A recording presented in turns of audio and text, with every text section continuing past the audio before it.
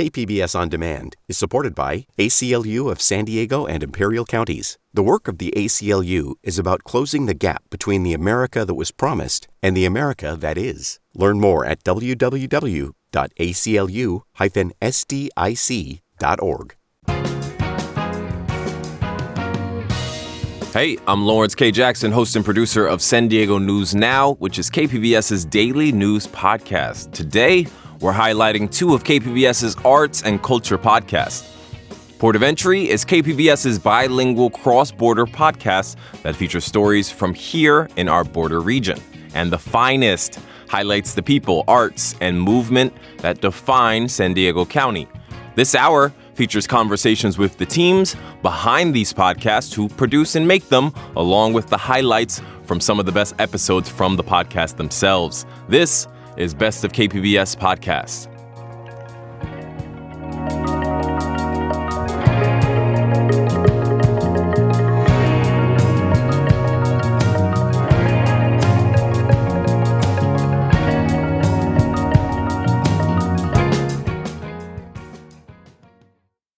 KPBS On Demand is supported by UC San Diego's Art Power, presenting Richie Forever, an ode to an American dreamer, reimagines the music and legacy of Richie Valens on September 2nd at the Epstein Family Amphitheater. Visit artpower.ucsd.edu.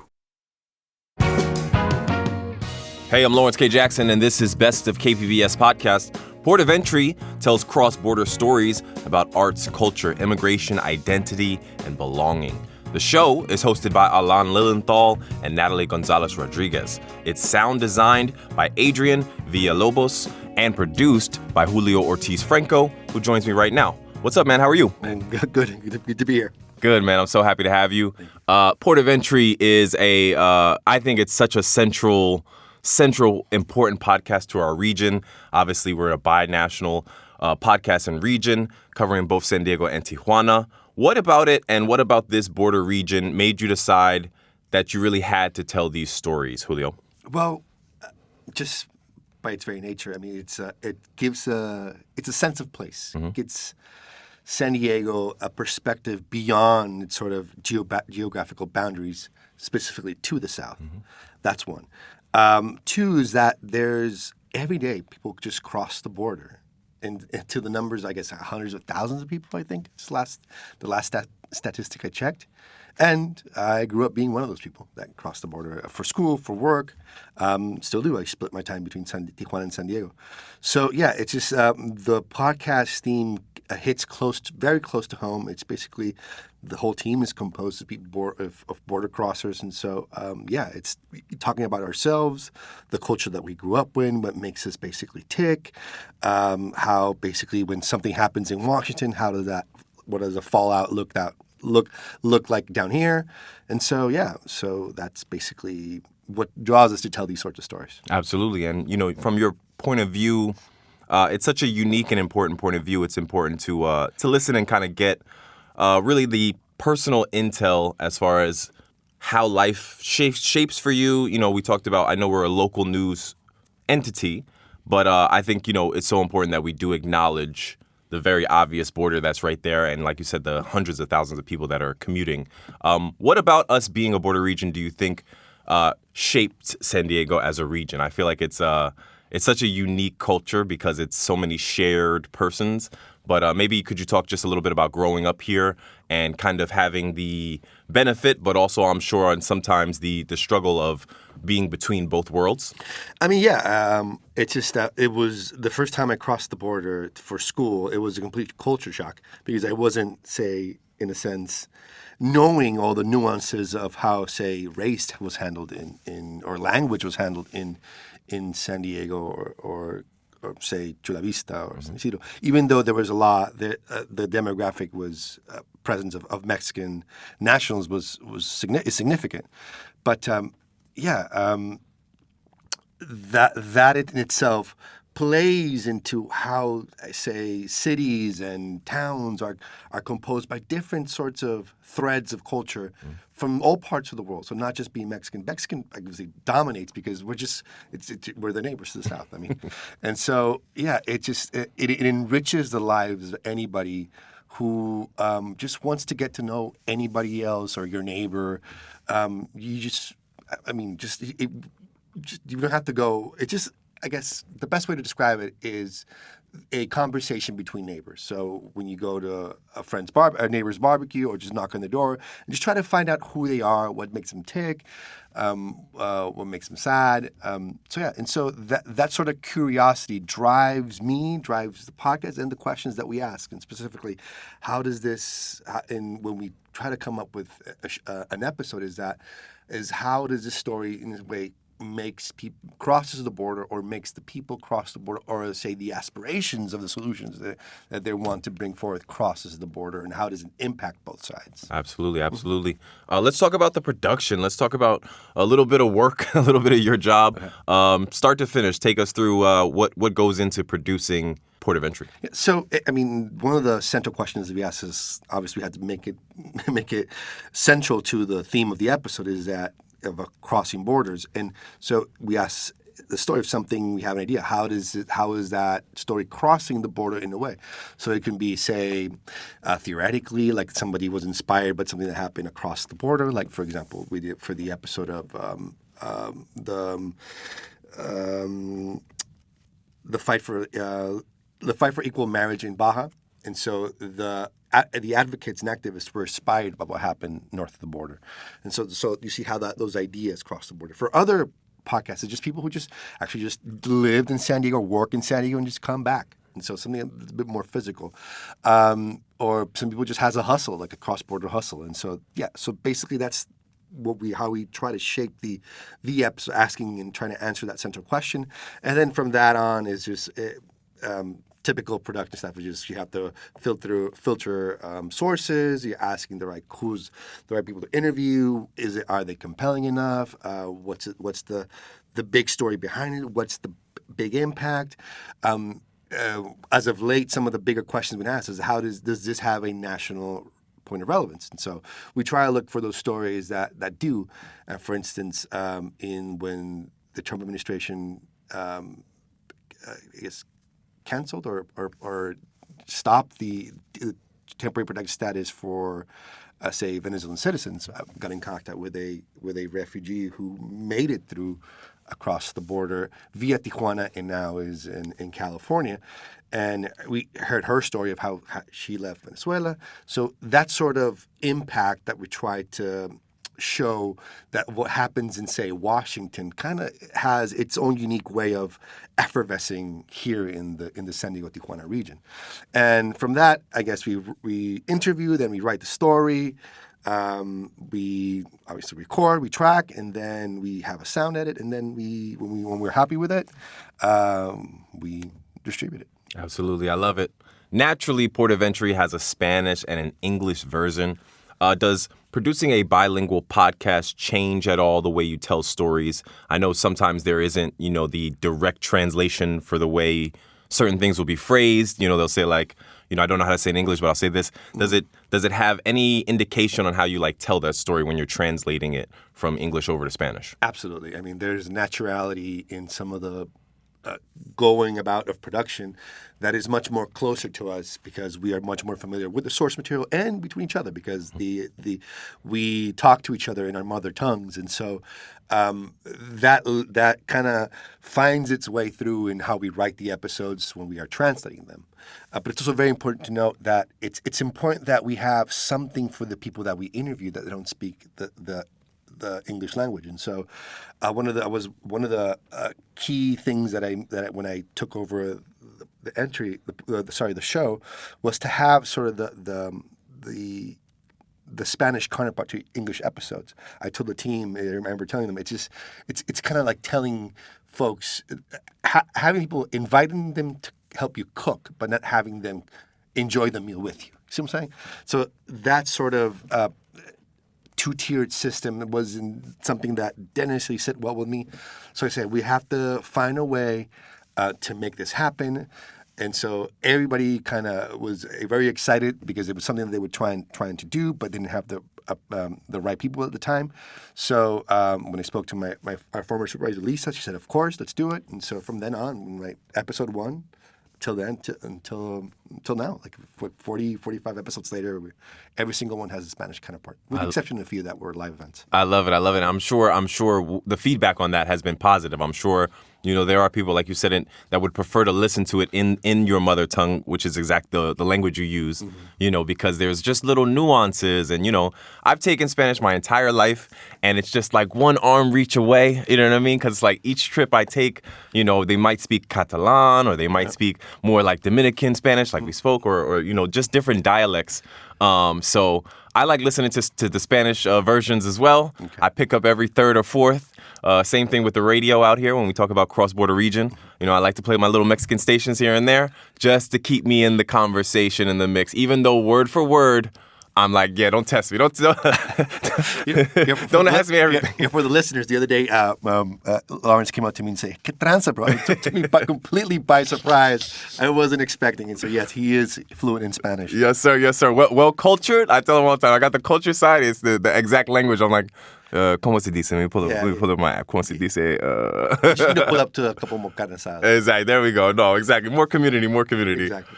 Today on Best of KPBS Podcast, we're highlighting an episode from Emilio Montiel, a Mexican filmmaker who built his own movie empire. How did the team meet Emilio Montiel, and what drew you to his story initially? I know he's doing really good social numbers in Mexico, and also he has people on both sides of the border watching his videos. Yeah. So I first caught wind of Emilio through Matt Bowler, who's one of our colleagues, one of the VJs here, and he just sent me this trailer for what would seem to be the corniest looking trailer, and that it's like I remember watching it. It was like a train wreck. It was what I thought so bad, but then you got hooked. And as I started... So bad it's good. That's the thing. Yeah. So I started going into it, and the more I looked into them, I start checking my own prejudices about what film should look like. And so when I got in contact with Emilia, I found out I got to meet somebody who's has a lighthearted way of approaching just... creating film. And so in a way, he has built trust and relationships with the people he's worked with for over 30 years. And so he's met some of the biggest names in Mexican Western narco thing. And so he's worked with the Almada brothers. He's close friends with Bernabe Bermudez or El Gatillero. All these big names that you would find in these typical Mexican Western films. And so what drew us to him was this just like, how is it possible that there's so much out, that he has put so much out there that we don't notice, but yet some people love.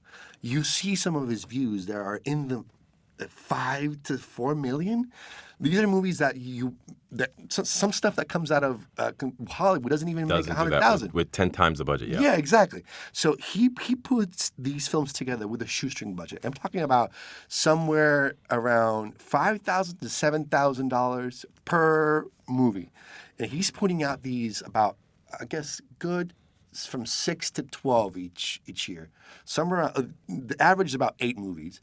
But yeah, it's just he just sprints like the first 2 to 3 months, takes a break, and then sprints again, and then he produces 3 to 4 movies like every quarter. And so it's amazing that he's able to inspire so much. There's a lot of people in Tijuana who've actually interned for him. So there's more to his story than just meets the eye. And so that's what we found really, really interesting, specifically for the team who we have our prejudices and our snobby attitude when it comes to film. So we asked ourselves, does it need to come from Hollywood to make itself valuable?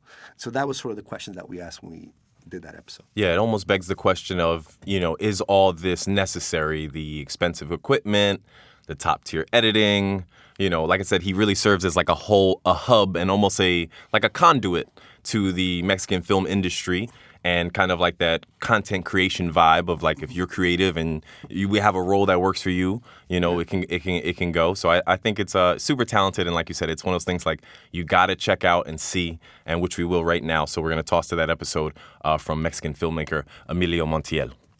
Growing up in a Mexican household, Sundays often meant Cantinflas reruns or other classics from Mexico's golden age of cinema. But the films that really had our tios glued to the screen, The B-grade Mexican westerns. ¡Policía Federal, deténgase! like the scene that you just heard, two bad guys trying to drive a load of narcotics through a police checkpoint. Even the most inexperienced viewer would notice the awkward editing cuts, the laughable fight scenes, and the ever-present robotic acting. Exactly. Those are the movies we mean. Everyone seemed captivated wherever they played. Yo ya no aguanto una noche más en esta hacienda. El miedo es más grande que yo. Men in tejanas or cowboy hats, in off-road trucks, AK-47s tucked under their arms, a battle of narcos versus police, or A battle for the heart. these films are not good by Hollywood standards. In Mexico, they're derogatorily referred to as churros. Films with poor acting, weak scripts, and a low production budget. And growing up with these films, that's all we thought they were, just bad movies. Then, we met someone who completely changed how we saw them. Y decimos, ¡acción! In front of the camera stands actor, singer, and producer Emilio Montiel. Ya te digo, Ceci, mis dos hombres de confianza me traicionaron. He's 5'7", wearing a fancy suit, a thick mustache, and a tejana typical of wealthy cowboys. At a glance, he could pass for late Mexican singer Vicente Fernandez. Emilio has produced hundreds of these type of movies, and we are on the set of his latest film, La Herencia. Spanish for the inheritance. Today, he's playing a wealthy landowner. He's standing in the living room of an old but luxurious house, surrounded by his 3 adult children. They are confronting him one by one about being cut off from their inheritance. Tú nos engañaste. Viejo loco, te veo peor que antes. Déjalo, ya lo costarán los remordimientos. Behind the camera is a ragtag crew of 3 juggling multiple roles. The director doubles as the main cameraman, the assistant director as the lighting gaffer, and the sound operator will also edit the film. Despite being a small crew, they are remarkably effective, coordinating and executing each scene seamlessly as they progress through the day's shoot. Señor Villarreal, con permiso. Señorita. ¿Cómo sabe? The filming is briefly interrupted by a correction the director, Javier Cruz, makes to 6'2" white American actor Rory Pendergast. And the scene concludes as Emilio rests his hand on the waist of a young woman as he walks out of frame and towards a terrace overlooking the Rosarito Sea. Y ahí cortamos. Muy bien.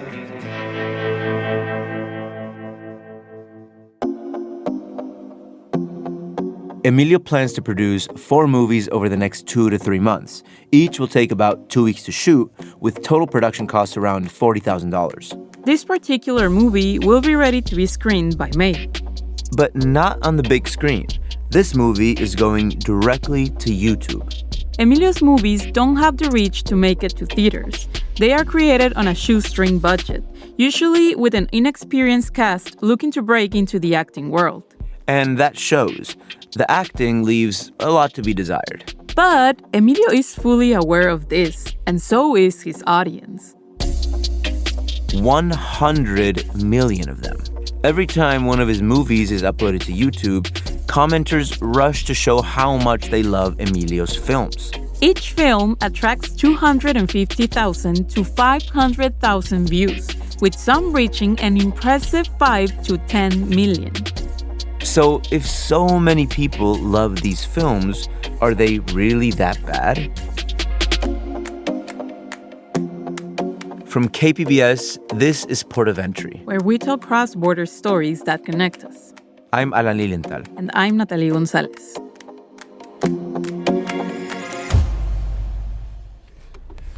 ¿Cómo está? Bien, gracias a Dios. Mucho gusto. Gracias, Julio. Aquí, a ver, Gracias. A week prior to being on set, our producer Julio first met Emilio at his headquarters, a small house in the Santa Fe neighborhood, a working-class area on the outskirts of Tijuana between the city and Rosarito. Y como pagaba siempre hotel, entonces, ¿por qué no me lo llevo a Rosarito? y más privado. Y pues tengo todo mi archivero, tengo mi computadora aquí. He explains that the house doubles as an office, storage for his equipment and films, and sometimes lodging for his cast and crew. ¿Ese es usted cantando? Sí, no soy yo. Once inside, one of Emilio's movies is playing on a wall-mounted TV. In that scene, he lip-syncs to a song he wrote while serenading a woman on the beach in Playas de Tijuana. Y aquí ahorita estaba mirando también tengo... O sea, ¿canta, actúa y baila? También, pero ahorita no. Sí, pero ahorita casi puro nomás actuar. Emilio sings, he acts, and he even used to dance. At first glance, you might not expect such a diverse talent from a man of his appearance. But just like his films, there's much more to him than meets the eye. Sí, y nosotros, yo y otro hermano que en paz descanse, nos íbamos a la línea en aquellos años. Emilio was born in Oakland, California, but grew up in a shanty home in Tijuana's old Hidalgo neighborhood. He was one of 8 children. After his father left, Emilio and his siblings began helping to support the family as soon as they were old enough to work. Estábamos tristes porque pues a los 8 años mi papá nos dejó. Entonces, pues no, como ahora sí como dicen, ¿no? Las letras, como dicen, cuando tienes hambre las letras no entran. He says hunger kept him from learning. Schoolwork just couldn't compete with the need for food. Duré 4 años de primero en primaria. 4 años. A los 16 salí de sexto y era el hombre más feliz. ¡Ay, yo soy junior! De sexto de primaria. He repeated first grade 4 times and didn't finish 6th grade until he was 16. Adiós. Y nos íbamos a la línea pues a vender chicles, periódico y ayudarle a la gente a sacar el mandado, echarle el mandado. To help his family, he sold gum and newspapers at the border and bagged groceries in San Isidro, where he recalls being fired 19 times for eating the merchandise. Vamos a decir, de 12, 15 años. Me corrieron 19 veces. 19 veces me corrieron. He gave school a last shot in his 20s, enrolling in adult school in San Diego to pick up English, a skill that eludes him to this day. But the teacher caught him flirting with girls instead of focusing, and he was promptly kicked out. Usted no viene a estudiar, usted no viene a andar aquí de ahora sí como dicen, ¿no? De caliente aquí, andar molestando a las muchachas. No, ¿qué pasó? That was the extent of his academic development. By his own admission, everything he learned in life, he learned outside the classroom. Ya tenía 23 años, yo creo 22, 23 años. Y todo lo que he aprendido, pues lo aprendí en la calle. School just wasn't his thing. Perhaps he was just a fish in the wrong pond. Once again, this is Best of KPBS Podcasts. Today we're featuring excerpts and clips. We're here with a producer who puts together the Port of Entry podcast. We just heard an episode from Mexican filmmaker Emilio Montiel in the Baja California film scene. Talk about building trust. I know that we're talking about people, there is a sense of community. Talk about building the trust with that source and what came out of it, the piece that came out of it, the success that came out of it. Yeah, so first of all, Emilio is very approachable. He's a very nice guy. When you see him from afar, you swear he looks like Vicente Fernandez, and he plays into that sort of thing. So he's approachable, he's nice, he's charismatic, but just showing up and just being there behind this thing, just chatting here and there, just whenever they catch a break, that helps develop that trust. And he's also looking for more exposure, obviously, and so he's a willing source, and so that kind of plays well into what we're trying to achieve. And just showing up every day and just chatting, talking, and so to the point that he invites us to be actors in or have cameos in his movies. And so if you heard the episode, you can hear. If you listen to the episode Real Rebel, you have Emilio invites us to cameo. And so I am a news reporter and you can see my face there. And also Alan, for another movie, was a grumpy lawyer. And so, it's a lot of fun. But yeah, so for some reason, I feel like he nailed that role for some reason. So did he have the colored glasses? Did he have colored shades on? No, not that. You had to take him off. That would have been too good. Yeah. And you kind of almost don't give yourself credit there when you say he was a willing subject and he was an open subject. And of course, I think, to some extent, people are always looking for good press. But I would argue that, part of the reason you all get that positive reception from him is because you're from his backyard. You guys, share culture and community. And at any point, did he say he's proud to see you all producing a podcast in English and Spanish, cross-border, for a public entity? And did that conversation come up at all? I mean, I don't think was too familiar with the podcast world. He understood it, but he's kind of stuck in his own micro universe. But he's happy just to make friends and meet new people, and just to kind of flock his feathers a bit to new people, as I say, because you see what it takes to put his movies together on set, and so he's a fish in his own water, and so if you're with him, he's happy to receive you and everything. But yeah, obviously the whole team is comprised of very charismatic people, and so we also have that sort of allure, Absolutely. One last question from about Emilio. What do you think, telling his story showcases and speaks to regarding our San Diego-Tijuana border region? What was the reception like on this side from people reaching out really from San Diego? And then was there anybody in Mexico who was like, oh, I've been watching Montiel's videos and, thanks for featuring him? What was there a reaction? And then what was the goal of really showcasing him, you think? Well, some of the reception that I received were from people who were involved in his outer circle or his sort of team or the outer members, that they loved the episode, how he depicted that sort of a dynamic of what takes to put one of his movies together.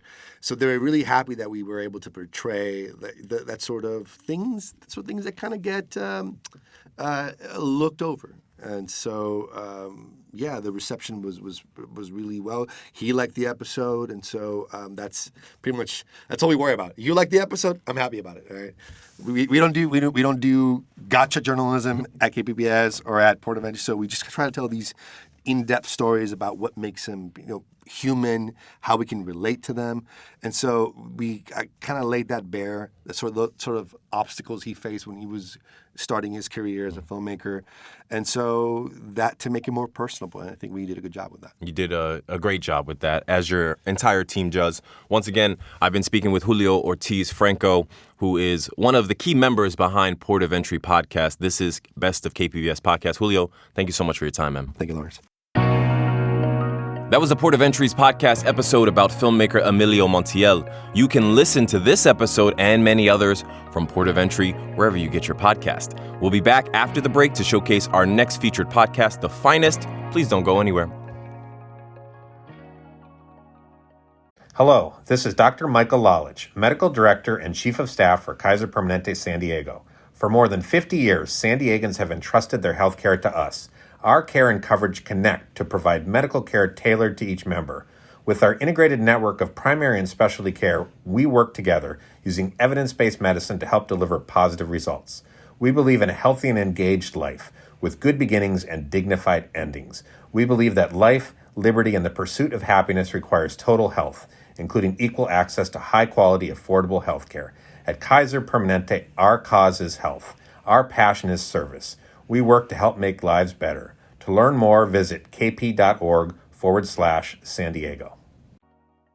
I'm Lawrence K. Jackson, and this is Best of KPBS Podcasts. The Finest explores the San Diego region's arts and culture scene through conversations with artists, performers, filmmakers, writers, and creative leaders who are shaping the region's cultural identity. The show is produced by Anthony Wallace, audio engineered by Ben Redlosk, and hosted by Julia Dixon Evans, who joins me now. Hi, Julia. Hey, Lawrence. Thanks for having me. What's going on? No, thank you for being here.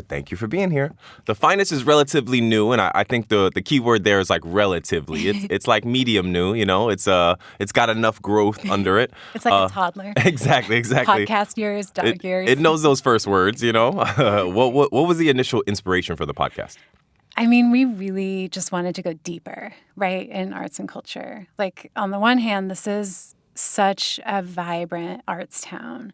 Like, there's so much going on, and it often feels like me, at least in my work, like I'm just only scratching the surface. Like, here's a quick list of what's happening right now, of upcoming events.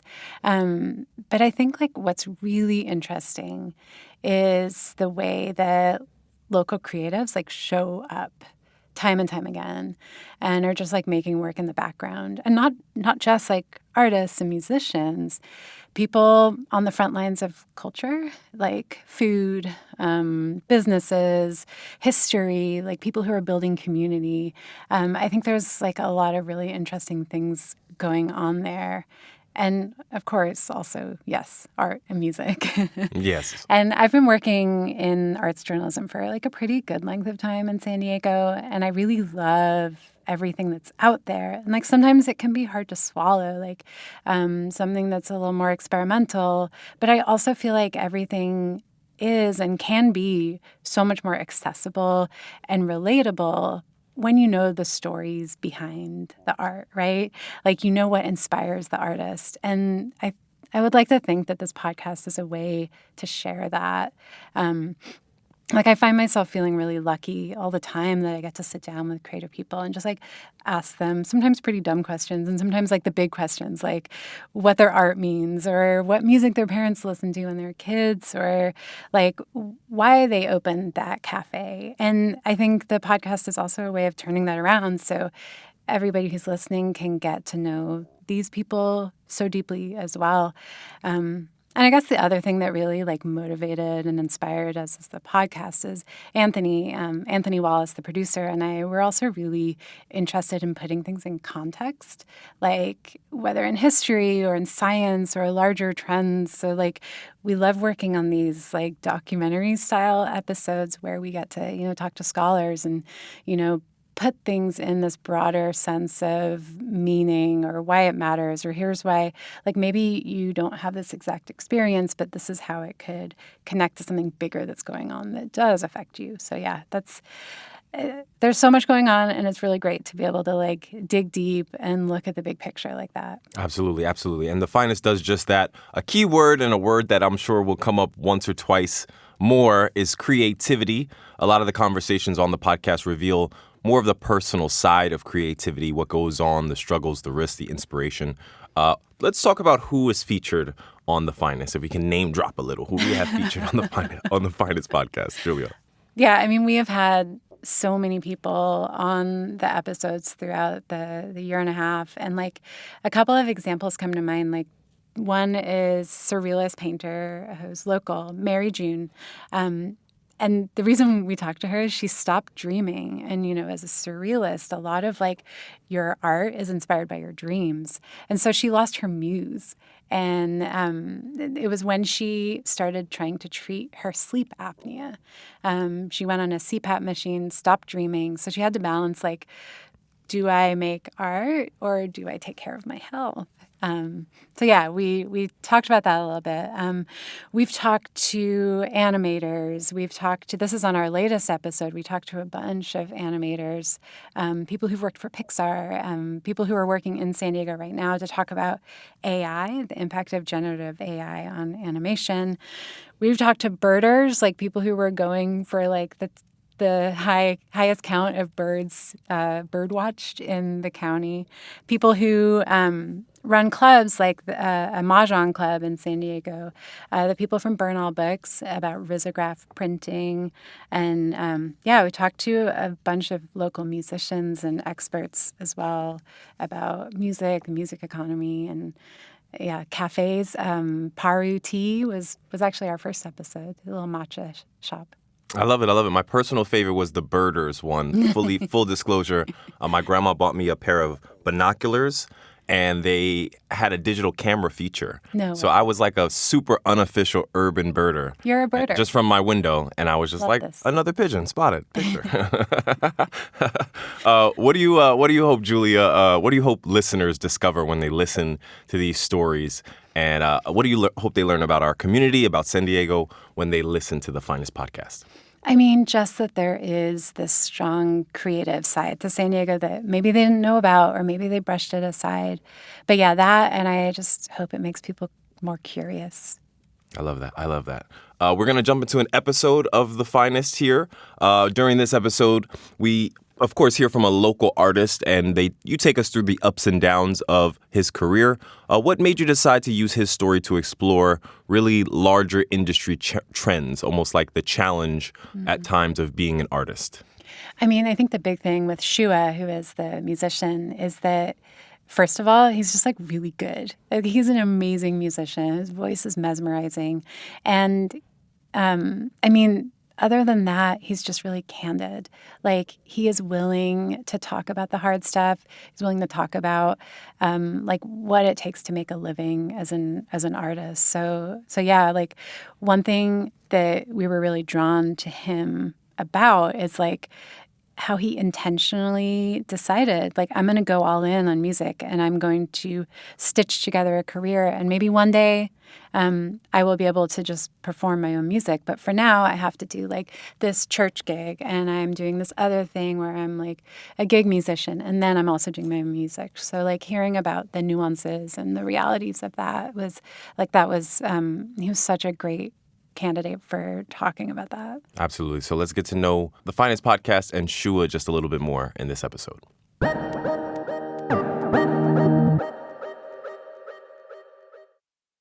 Cool. Am I good to go? Yeah,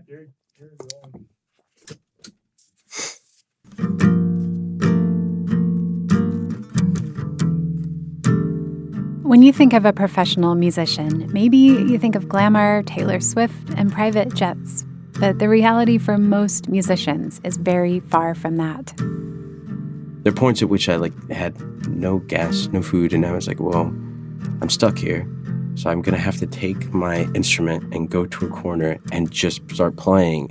Meet Southeast San Diego artist Shua, who first came on my radar through last year's NPR Tiny Desk contest. His voice is stunning.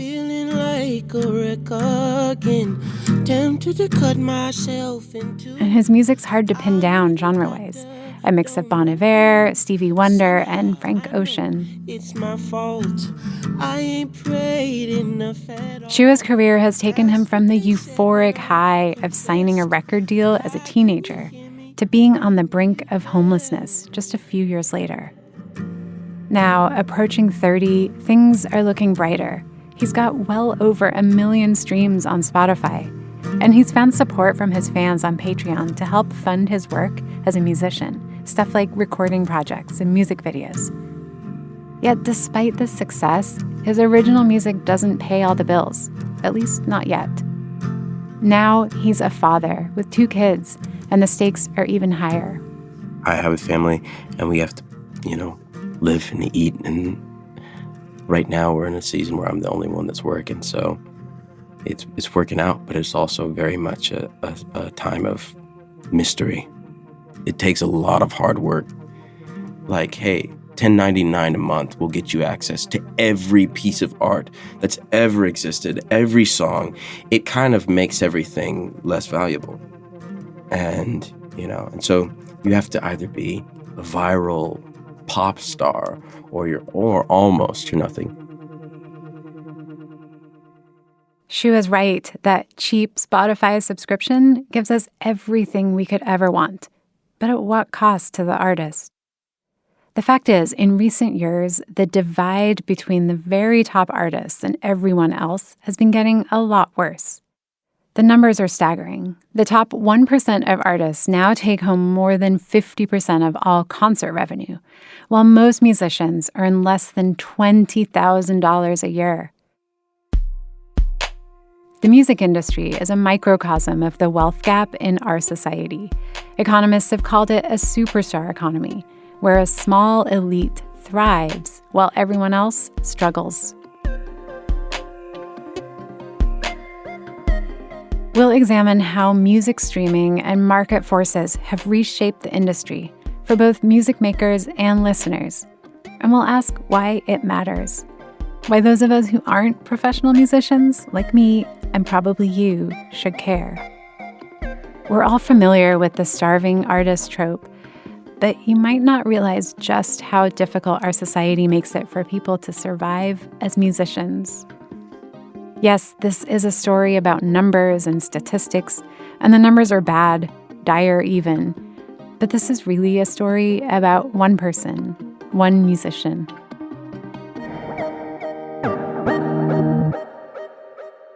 Okay, I'm going to start with a big question, and that is, why is it essential for you to make music, to be a musician?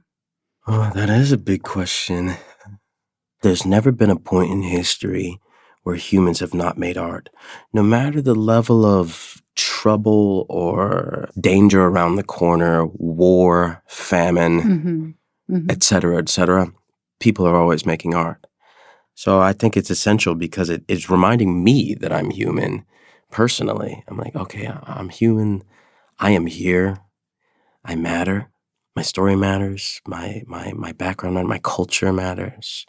Maybe my faith matters. Like all these things, you know. Mm-hmm. When you were growing up, what was music like for you? Well, I grew up in a very religious household, so, you know, it was a lot of gospel music. It wasn't kind of like there's a whole thing now that's like the sort of evangelical music that kind of copies U2. But when I was growing up, of course, I'm not white, so I grew up kind of in the black, like, gospel space. So my father was listening to these artists called the Winans, Fred Hammond, and a smattering of Stevie Wonder and Bill Withers and all that sort of stuff. And I loved it all. And then, you know, music and movies as well. Disney movies, stuff like that. That makes me think about one of your songs. It's called Plaza Cuernavaca. Yeah. When I was little, I was terrified of the dark. And so, you know, we had our little nightlight, but for some reason the nightlight wasn't enough. So we had 3 different tapes that I would switch between. One was a gospel CD that I loved listening to, and another was Jungle Book, and the other one was Beethoven. I begged them let me fall asleep to Jungle Book. The melodies, the harmonies, they had me shook. I don't know how I'd go between the 3, and so I would, for years of my life, I would fall asleep listening to those 3 things. And so I was like, I just want to write a song about my kind of love affair with music and where it began and where it's tortured me in other ways.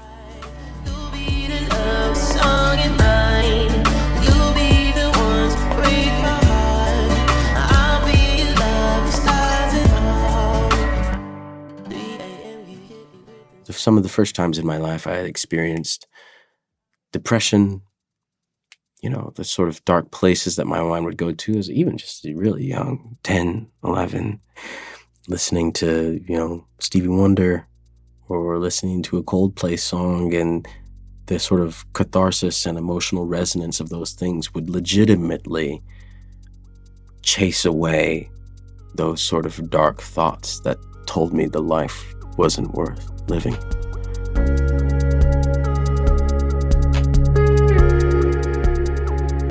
And I guess I'd just keep on going because I'd like more people to say, like, hey, the work that you're doing has really helped me.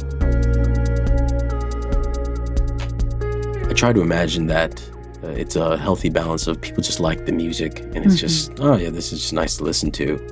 And also there's some kid out there or adult out there that's saying, oh, this is life sustaining. There was a period in my life, kind of when I started out on this journey, where I got a little baby record deal when I was 18. It started in 2013, I believe, and then in 2016 it ended. It was pretty soul crushing because I really believed in it. I really thought it was going to be the moment and that would be my life from there on. But I'd given up essentially in 2016. I was like, I don't know what I thought I was going to do, but I think I was just coasting, trying to figure it out. I had a lot of depression. I was dealing with a lot of suicidal ideation. It was a period of about 2 years where I was couch surfing because I would try to find a friend like to stay with. I was definitely wandering around and sleeping in my car or sleeping on a couch and just trying to figure things out. I was like, okay, I'm getting in my car and I'm going to pretend like I'm going to drive away right now, but I don't have any gas in here and I don't have any plans of getting any money to get where I'm going to get next. There are points at which I had no gas, no food, and I was like, well, I'm stuck here. So I'm going to have to take my instrument and go to a corner and just start playing and hoping that somebody gives me enough money to go get a gas canister and then fill that up and go to my car, which is like, let me and it's worked. I mean, it doesn't work. Yeah. Mind you, it's not a sustainable way of life. But it was also like, what? I'm 19. Like, this is what you're supposed to do. It's not. And I didn't know that either. Mm-hmm. Like, that's not what all 19-year-olds do.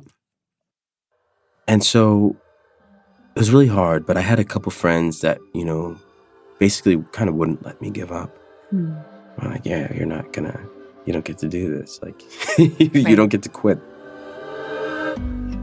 And so a couple years later, they're basically like, you're gonna record this song that you wrote, because I kept on writing songs, and I would do like a house backyard show every once in a while. So they're like, you're gonna record the song. Then I was like, okay. I got excited about it. I recorded a little song, and I expected nothing to happen with it, but I put it online, and I was like, maybe 1,000 people will listen to this. That would be awesome.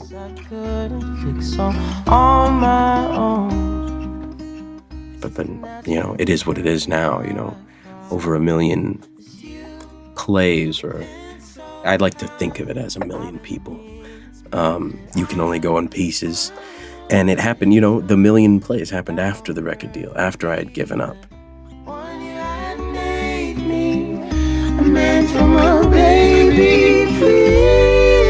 Why did no one tell me you can only go in pieces?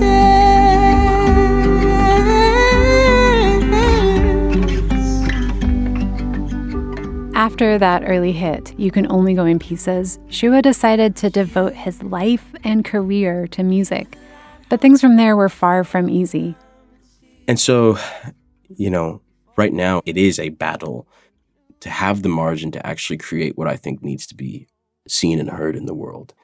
But I have a family, and we have to, live and eat. And right now we're in a season where I'm the only one that's working. So it's working out, but it's also very much a time of mystery. Would you say a couple years ago when you became a dad, of course it's pivotal, it's a big deal, but in terms of your approach to the music career and your idea of what financial stability might look like, how did that square away? The level of responsibility that I felt. And I started thinking about my life when I was a kid, and I was like, I want this guy to have like an awesome life. And of course, kids don't really worry. They don't think about that stuff. If we ate the same thing every day and it was, like I did, like red beans and rice or whatever, and like syrup sandwiches, which that wasn't my whole life, but there are periods when I was a kid. I just wanted him to have a good life. And so I think it put a bit of fire under me to be like, okay, so let me take stock. What are my skills? Oh, just playing music? Okay, great. That's it. I guess I'm gonna have to really figure this out. There's no plan B.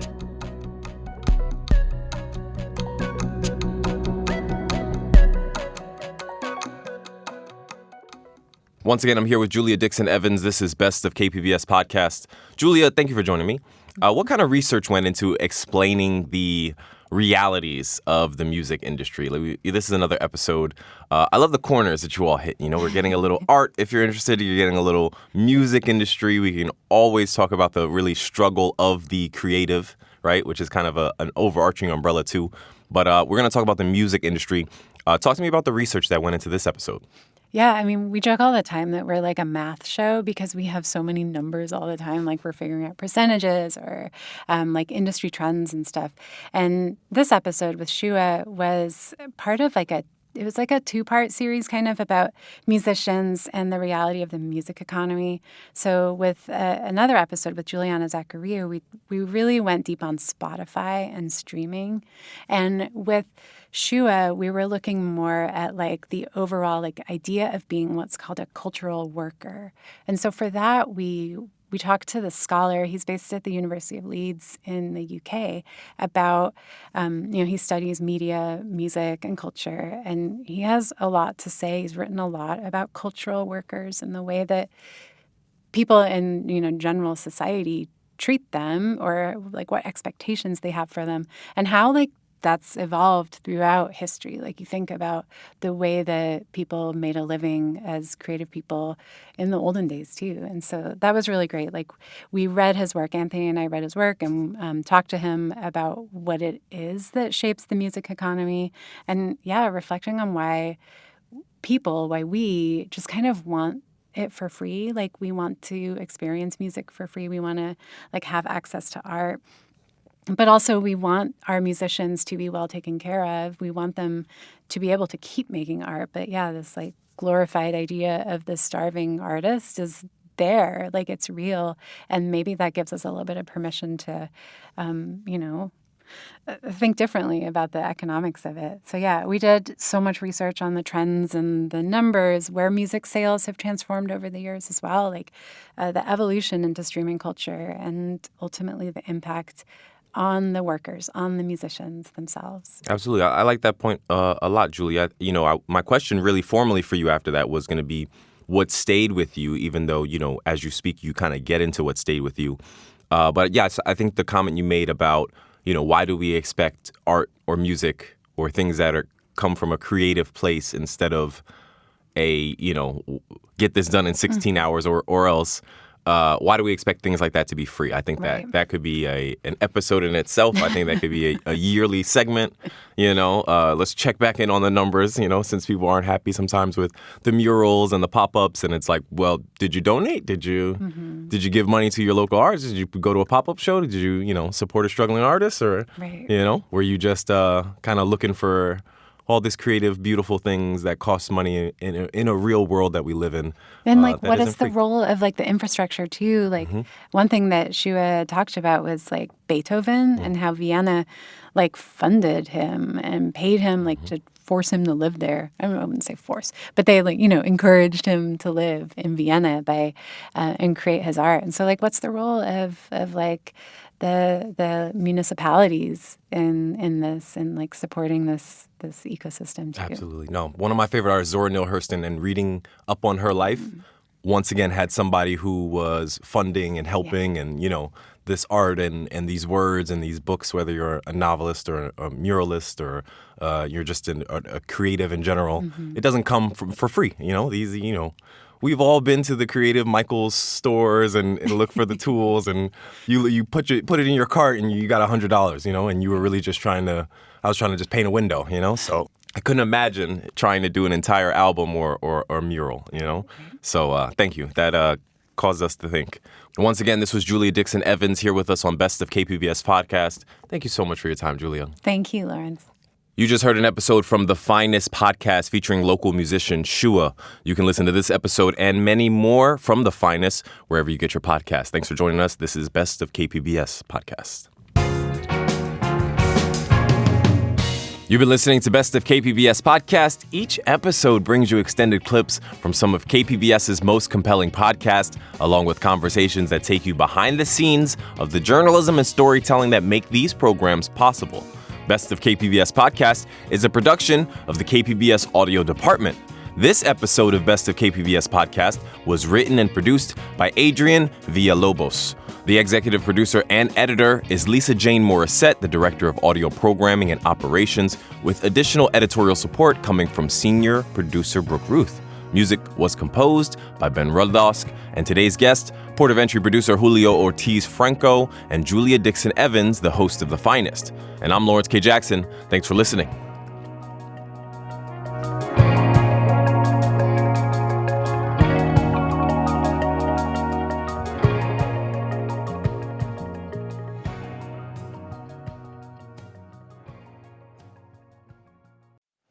Here in Southern California, we know all too well the devastation wildfires can cause. That's why our mission is to stop the next one before it starts. I'm Brian D'Agostino, leader of SDG&E's Wildfire and Climate Science team, and we've built one of the most advanced wildfire prevention programs in the country with a team of world-class meteorologists using artificial intelligence and real-time weather data, all to help keep our communities safe. We're also building a stronger grid and using public safety power shutoff when necessary because, believe me, I've seen firsthand how unpredictable wildfires can be. But here at SDG&E, we face that uncertainty head-on to help keep you safe. Learn more at sdge.com/wildfire safety.